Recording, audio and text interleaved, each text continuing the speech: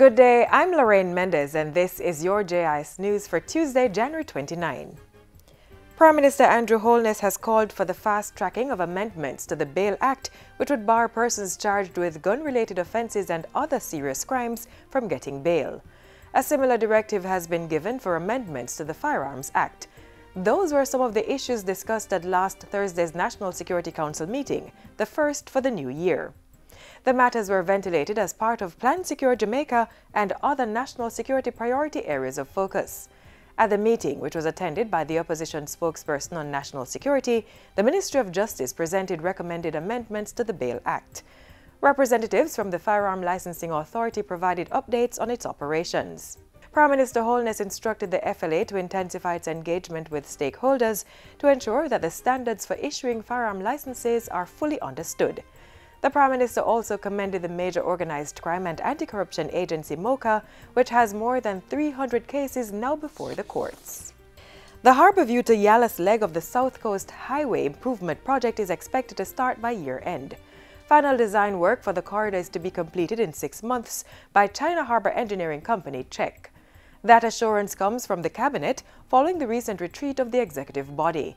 Cabinet says the South Coast Highway Improvement Project remains a government priority, and as such, a directive has been given for the tender for the first subcontracts to be issued before March 31. The 5 priority areas are Hordley to Long Road, Manchoneel to Fair Prospect, Morant Bay to Surge Island to Cedar Valley, and Morant Bay to Prospect. They'll be carried out by local contractors. The other 10 packages will be completed over a 2-year period. Meanwhile, 3,000 new hotel rooms will be added to Jamaica's accommodation sector by 2021. The investment is to come from 2 major Spanish hotel brands, H10 and Princess Resorts, representing $750 million. Portfolio Minister Edmund Bartlett says investors internationally and locally are keen on putting resources into the tourism product.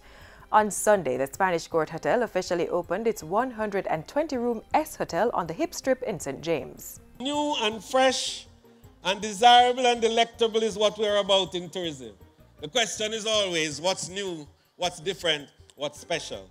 H10 Hotels will construct 1,000 new rooms in Trelawney, valued at approximately $250 million. Princess Hotels and Resorts intends to build a 2,000-room property in Hanover at a cost of $500 million. Groundbreaking for both Spanish hotels is scheduled for early February. Jamaica's room stock now stands at 32,000. As part of the ministry's 5x5x5 growth strategy, the aim is to have 15,000 additional rooms by 2022. The Jamaica Customs Agency, JCA, has begun another phase of development to increase trade and economic growth with the implementation of the Electronic Single Window Project. CEO and Commissioner of the JCA, Velma Ricketts-Walker, says it's part of the agency's overall plan to improve service delivery through ICT. This initiative will see further build-out of a single ecosystem for approximately 20 partnering government agencies with the responsibility or oversight for the approval of import or export permits, license, and certificates. Commissioner Ricketts-Walker was speaking at the JCA's inaugural staging of Information and Communications Technology Day. It was part of Customs Week activities. Government will be rolling out a plan this year to begin the phased development of Jamaica's Prison Oval Stadium. The multi-use stadium, which is situated in the Heritage District of Spanish Town, currently holds 2,000 people and is mostly used for football matches. Sport Minister Olivia Grange says the first phase of work will involve installing stands to modernize the facility and expand the number of spectators. The Sports Development Foundation is currently working through the proposal and working through getting the design done, determining what type of stands will be placed there. And of course, they are in consultation with the St. Catherine Football Association. It will have all the facilities necessary as a multi-purpose facility for all the sporting disciplines and will, of course, be put under proper management so that the facility can be cared for, maintained, and protected. And finally, a National Anti-Doping Compliance Committee will be established by government as part of the national program to keep sports clean. The news was revealed by Sport Minister Olivia Grange during a recent symposium organized by the Jamaica Anti-Doping Commission at the Jamaica Conference Center.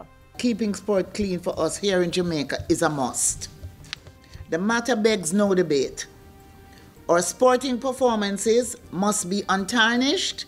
It must be so to protect the gains that we have made and to safeguard the integrity of those future gains. We're also obliged, as one of the leading nations in sports in the world, to set the correct example for others to follow. Minister Grange says members of the Anti-Doping Committee will include representatives from her ministry, the private sector, tertiary institutions, law enforcement, and health. The establishment of the National Anti-Doping Compliance Committee will improve information sharing, promote planning, design and delivery of joint initiatives, and enhance the anti-doping program's impact and its effectiveness. The committee will ensure that Jamaica conforms to the World Anti-Doping Agency's code and UNESCO's International Convention Against Doping in Sport. And that's it for JIS News today. I'm Lorraine Mendez. Thanks for watching.